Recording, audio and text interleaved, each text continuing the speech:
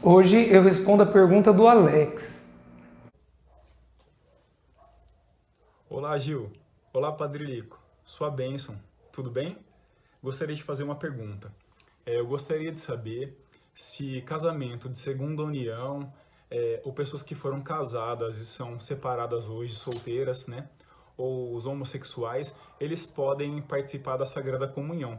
Se eles participam, isso é pecado? Se eles se sentem bem, se eles participam da igreja, são participativos, como que funciona a situação? Qual a orientação do padre? Obrigado.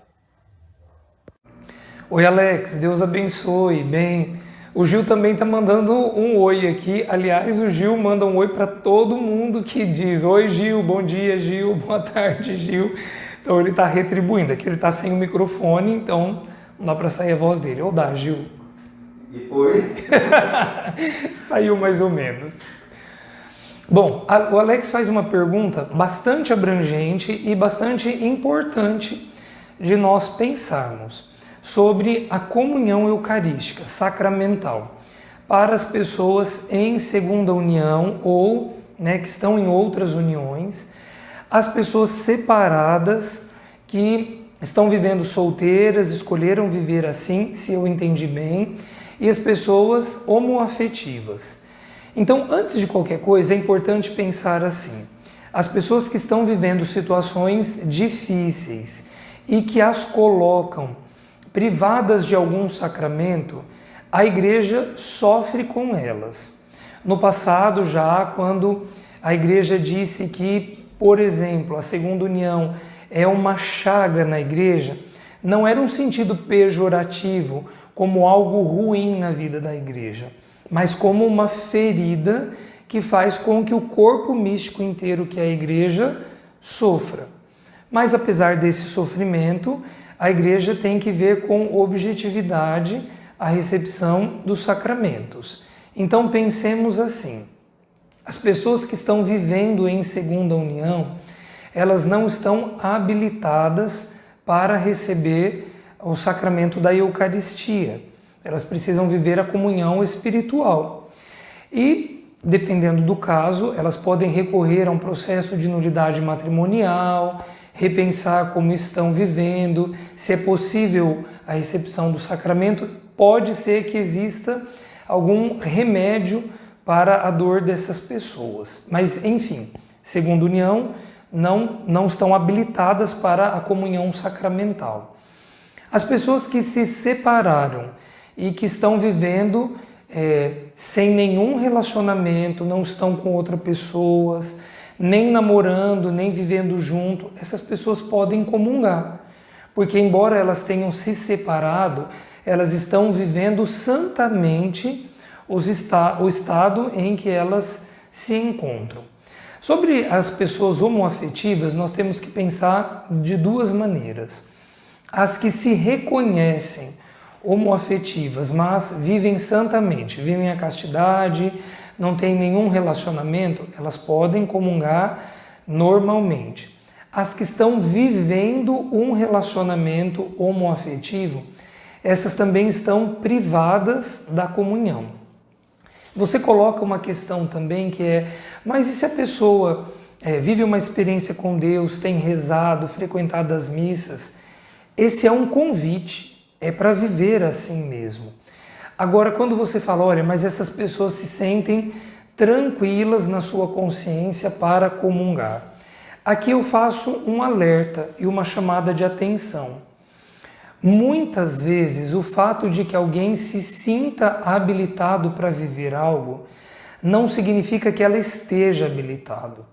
E precisa sim fazer uma revisão de vida, de consciência, entender qual é o momento da vida que está, o que está vivendo e o que é compatível ou não com um estado de vida. Então pensemos um exemplo, e eu não quero aqui diminuir a dor das pessoas que vivem essas realidades, mas pensemos assim: uma pessoa que não é habilitada, não tem carteira de habilitação, ou até já teve, mas porque se envolveu em algo, um acidente, ou porque foi pega em flagrante fazendo algo que não podia, enfim, essa pessoa perdeu a sua habilitação. ela pode continuar sendo uma boa motorista. Fala, olha, é um absurdo, eu estou sem habilitação, mas eu dirijo tão bem. E eu até quero dirigir, talvez eu até precise dirigir.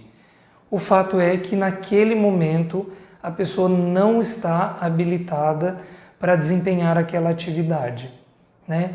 Então é uma dor que a igreja sente, que a igreja compartilha, mas a gente também precisa pensar no caráter objetivo da recepção do sacramento. Receber Jesus na Eucaristia é numa dose só, receber o médico e receber o remédio.